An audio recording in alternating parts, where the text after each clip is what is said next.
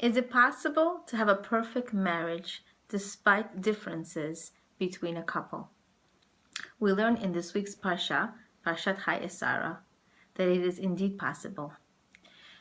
We know that finding one's partner in life is as hard as splitting the sea. It's written in Sanhedrin 22a. What happened at the splitting of the sea? We see that two opposite entities, the water and the earth, allowed each other to infringe on each other's space. What a miracle! This is the only way a shidduch, a matchmaking possibility, can happen and a marriage can last.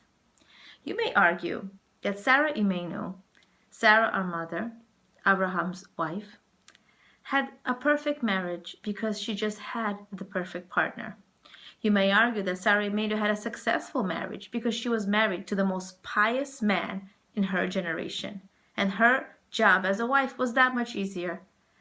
She had a difficult life with many challenges, you may argue, but she had a life partner who understood her pain and walked the challenges of life together as one unit with his wife.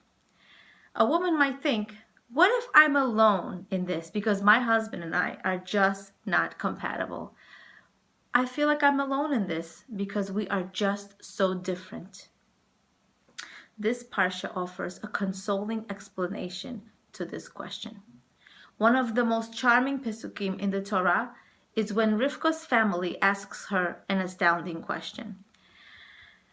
She's asked by her family, is she ready to join Eliezer on her journey to marry Yitzhak? The young Rivka answered enthusiastically, Eilech, which means I will go. Rabbi Yemima Mizrahi has noted, girls who are waiting to marry their basher these days respond differently when asked with a similar question. Instead, they ask, how will I know I didn't make a mistake? Many times, girls ask so many questions that unfortunately they can make a mistake in declining this possible matchmaking opportunity. They involve too many parties, ask too many questions, often involving herself in an awful lot of unnecessary contemplation. Rivka's response serves as a lesson both to young girls and us as married women who are married, whether 1 year, 2 years, 3 years, it doesn't matter how far along you are in your marriage. When a woman thinks, I made a mistake in my choice, she is dismissing Hashem's place in her marriage. This applies in a healthy, unabusive marriage. If a woman is married and she's doubting if she made a mistake and she's doubting her marriage success with her partner, if this can be a successful marriage, then she is basically dismissing Hashem's place in her marriage. His Kuni notes in Parshas Bereshit that Adam understood that Chava was his wife when he realized that one of his ribs was missing. Where did he find it? Where did he find that his rib was missing? In her. The sign that a woman and her husband are meant for each other is when you complement each other. He has what she doesn't, and she has what he doesn't. That is the perfect marriage. When you are lacking what your husband has, and your husband doesn't have something that you have, that is the perfect marriage. This can mean that she loves to spend money and he counts every penny.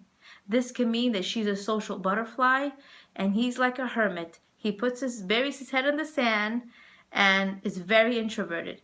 This can mean she lives by early to bed, early to rise, and he has no concept of time.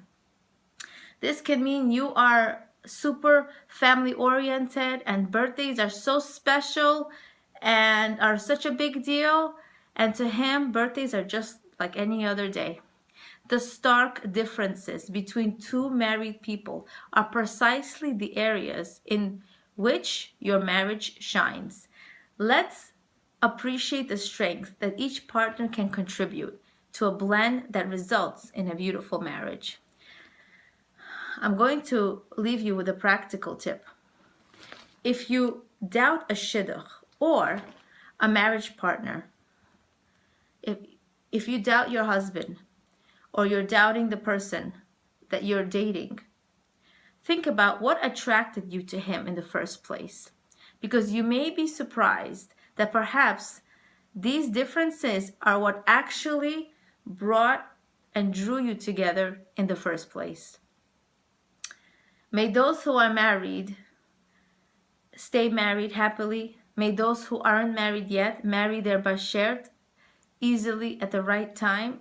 May those who are married celebrate the glaring differences between you and your husband, because together your marriage is a beautiful whole.